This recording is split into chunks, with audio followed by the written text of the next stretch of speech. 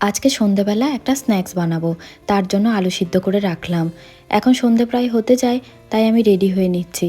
সানায়ার tuition আছে তো। আর বন্ধুরা, তোমরা সবাই কেমন আছো বলো তো? আশা করি সবাই খুব ভালো আছো। আমি না ফেসেস কানাডার এই লিপ বামটা ইউজ করি, খুব ভালো। আজকে সানায়ার ফ্রেন্ড অর্পিতের বার্থডে।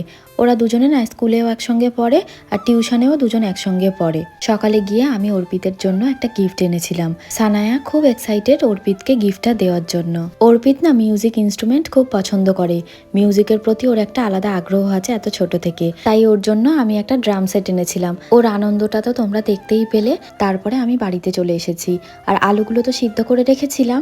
এবারে চলো স্ন্যাক্সটা বানাই। কি জানো তো বন্ধুরা, মানুষ সম্পর্ক তৈরি করে মন দিয়ে, আর বিচ্ছেদ ঘটায় কথা দিয়ে। সম্পর্ক যদি মন থেকে হয় তাহলে কেউ যতই চেষ্টা করুক তোমাকে কেউ ভাঙতে পারবে না। প্রতিটি মেয়ের জীবনে হঠাৎ করে পরিবর্তন আসে, তার গোটা পৃথিবীটা বদলে যায় এক নিমেষে। পৃথিবীর সব থেকে সুন্দর জিনিস হলো পরিবার। যার পরিবার যতটা সুন্দর সে মানসিকভাবে ততটাই শক্তিশালী এবং সুখী। টাকা পয়সা নাম যশ যতই থাকুক না কেন, পরিবার ভালো না হলে একটা মেয়ের জীবন নরক হয়ে যায়। একজন স্ত্রীর হাসি হলো স্বামীর জীবনের সবচেয়ে বড় সম্পদ, আর একজন স্বামীর ছায়া হলো স্ত্রীর সারা জীবনের নিরাপত্তা। ভালোবাসা মানে এই নয় যে তুমি কখনো ঝগড়া করবে না, বরং ঝগড়া হলেও একে অপরকে কেউ ছাড়তে পারবে না। একে অপরের প্রতি বিশ্বাস আর দুজনের বেঁচে থাকার জন্য নিঃশ্বাস, এই দুটো জিনিস খুবই মূল্যবান। তাই বন্ধুরা, ভরসা, বিশ্বাস, ভালোবাসা নিয়ে যে যার কাছের মানুষের সঙ্গে ভালো থেকো, সুখী থেকো। তোমাদের সঙ্গে গল্প করতে করতে আমি পটেটো চিজ বলগুলো বানিয়ে নিয়েছি। এবার গরম তেলে এগুলোকে ভেজে নেব। সানায়া টিউশন থেকে আসার পর ওকে আমি একটু খাইয়ে দিয়েছি। আর এই পটেটো চিজ বলগুলো ও না খুব পছন্দ করে। বাইরের কোনো স্ন্যাক্স সানায়া নিজে থেকেই খায় না, বাড়িতে করলে ও আমাদের সঙ্গে একটু হলেও খায়। পটেটো চিজ বলগুলো একদম রেডি।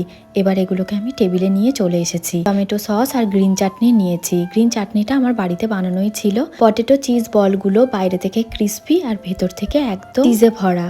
সানায়ার পাপা আর সানায়া দুজন টেস্ট করে তো ভালোই রিভিউ দিল, তবে আমি না এখনো পর্যন্ত আজকে টেস্ট করিনি। হলদিয়াতে যখন প্রথম আসি, এখানে না তেমন কোনো স্ন্যাক্সের দোকান ছিল না। যদিও বা এখন অনেক স্ন্যাক্সের দোকান হয়েছে। রান্নাবান্না করতে তো আমার বেশ ভালোই লাগে, তাই প্রায় সময় আমি বাড়িতে এরকম স্ন্যাক্স বানিয়ে থাকি। আর সানায়া এখানে পড়তে বসেছে, পড়িয়ে নিয়ে যাব রান্নাঘরে। আজকে না ডিনারে প্রচুর খাবার দাবার আছে। এখানে ভাত আছে, তার সঙ্গে আছে ডাল, আর এখানে আছে আলু ভাজা।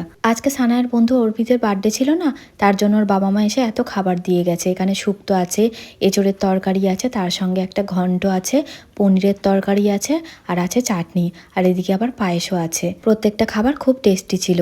তারপরে রাতের ডিনারের পর আমরা এখন যাচ্ছি ঘুমাতে। তাহলে বন্ধুরা, পেজটাকে ফলো করে দিও আর কমেন্ট করে জানিও ব্লগটা কেমন লাগলো।